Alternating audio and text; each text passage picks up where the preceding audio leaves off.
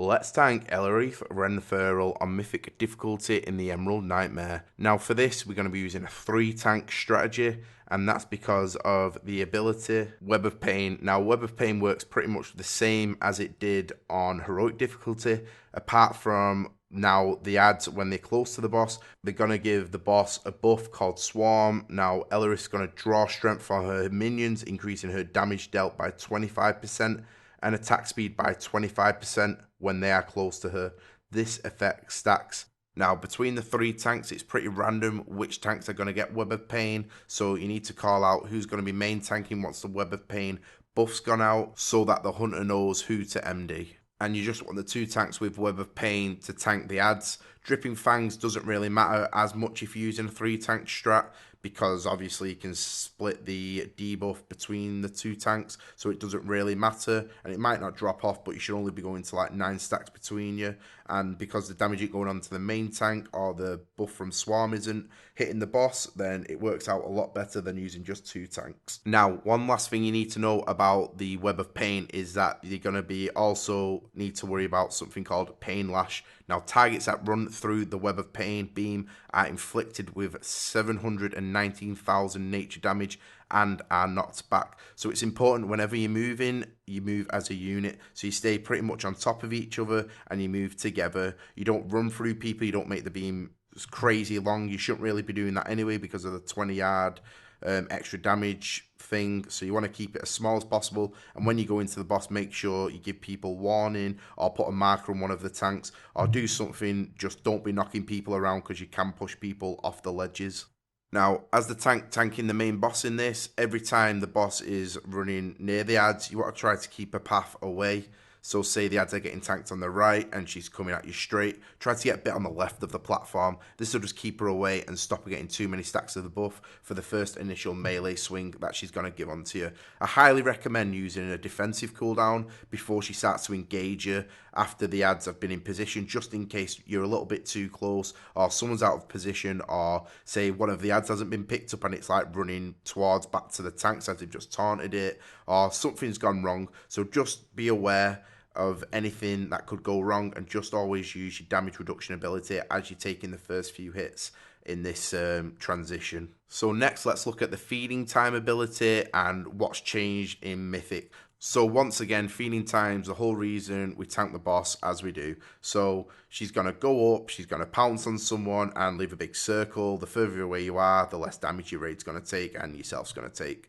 So that's why we tank her on one side and then move the spider boss to the other. Really simple stuff. Now, the only difference on this platform is once she's finished doing her Vile Ambush ability that I went over in my Heroic guide, she's also going to leave a web on the ground called Tangled Webs. And what she's going to do is quickly cover the ground with a tacky web. When enemies are on its surface for more than 2 seconds at a time, they summon additional venomous spiderlings. The web lasts 1.3 minutes. So basically, you can't go from A to B to A. You're going to have to go from A to B to C to A this time. It's not too much of a difference, but it's just something to know. It also means that your DPS need to bolt it as fast as they can across, because you don't want too many of these spiderlings to summon, because there's more higher chance of them not being picked up.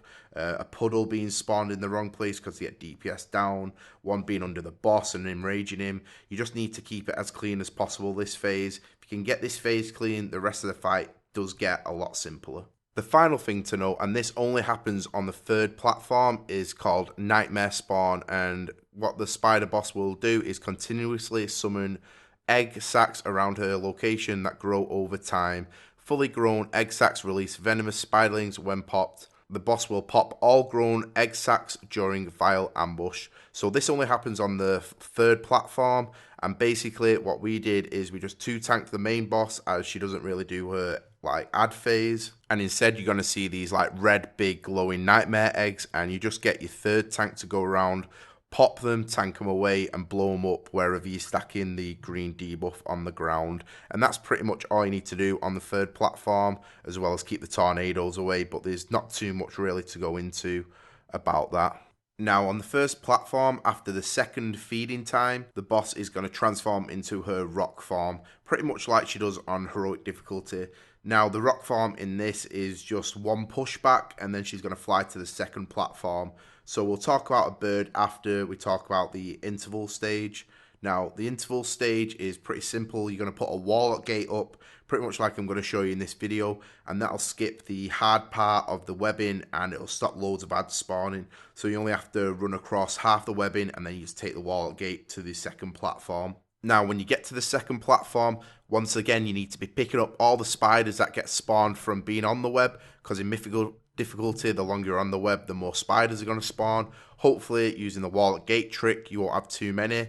And once you get there, you want to take all the spiderlings to the right-hand side of this new platform and get someone to jump on them, whoever picked up a feather. Just assign one person to do it. Take all the spiders to the right. You won't get too many stacks of the debuff, and just get them stomped on, and that just gets rid of them. And you want to drop all the green stuff in this pile that you've made over on the right side of the platform for the rest of the second platform phase. So while the boss is in a rock farm on the second platform, you want to try to tank her pretty much in the center of the platform. Try not to spin her too much because of the boss's razor wing ability. It's pretty much the same as it is on heroic, apart from now its damage has been slightly increased. By slightly, I mean it's 5 million shadow damage to all targets in a cone in front of her. So make sure, even as a tank, you're not standing in front of her, because even with a DI, you're probably going to get killed. The other main reason you want a tanker in the middle is so for you as a tank, it's easy to get to a new ability, which is called Violent Winds. Now, Violent Winds is pretty much like the pushback on Mythic Archimonde, where she's going to target whoever's tanking her currently and start pushing him back. Now, apart from Mythic Archimonde, where you just had your rogue soaking, you pretty much need to split your raid into two groups. So we had groups 1 and 3 and 2 and 4. So group 1 and 3 would soak the first one, 2 and 4 would soak the second one. You only have to do one soak on the platforms for each group. So basically, the more people who are standing in Violent Winds, the less stack of wind burn the tank's gonna get. Now, what wind burn does is it increases damage taken from Violent Winds by 15% per stack. So the first few ticks of wind burn you're going to get aren't going to hurt you too much, but you're going to end up at like 80 stacks by the end of the channel. So you need to be thinking about going in and rotating your defensive abilities. Personally, what I did was, as soon as the boss started casting the ability, I called out for a sacrifice of our Holy Paladin. And then when that was starting to fade, I'd put my Demo Shout up. And then by the time Demo Shout was fading, I'd then put my Shield Wall up, as well as using my Ignore Pain ability. And this seemed to pretty much keep me above 30% health for the most part. If I did drop lower than that, I'd just pop Last Stand just to be safe. If you haven't got Last Stand, I'd just pop a health pot or call for another external cooldown. This ability is very deadly, especially if you're not rotating your cooldowns. So this is pretty much where most tank deaths will occur.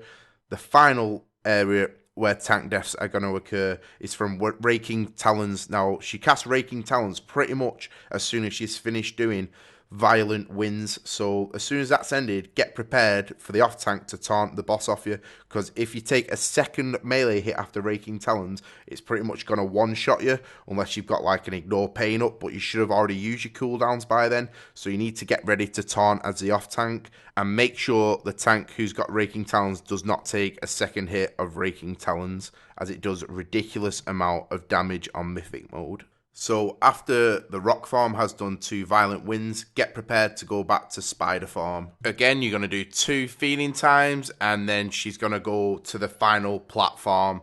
So this section now is probably the worst as a tank, because it gets very hectic, because there's tornadoes on one side of the room and they start going all over, and it makes it really hard to position the boss between the 2 feeding times.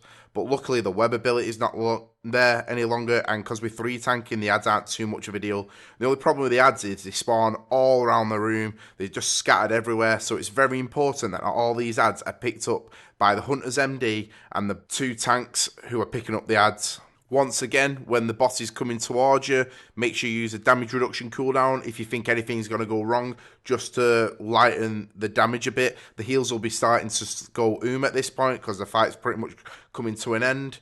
And once this 2 sections of the feeding time's over, you're pretty much in range of a kill. You just need to get to the final platform if you haven't killed it already. My guild, because we free tanked it, the damage was a bit low, so went to the final platform, did what I said with the eggs, did the same again, and we finally got a kill. There's a lot to go in with this fight, guys.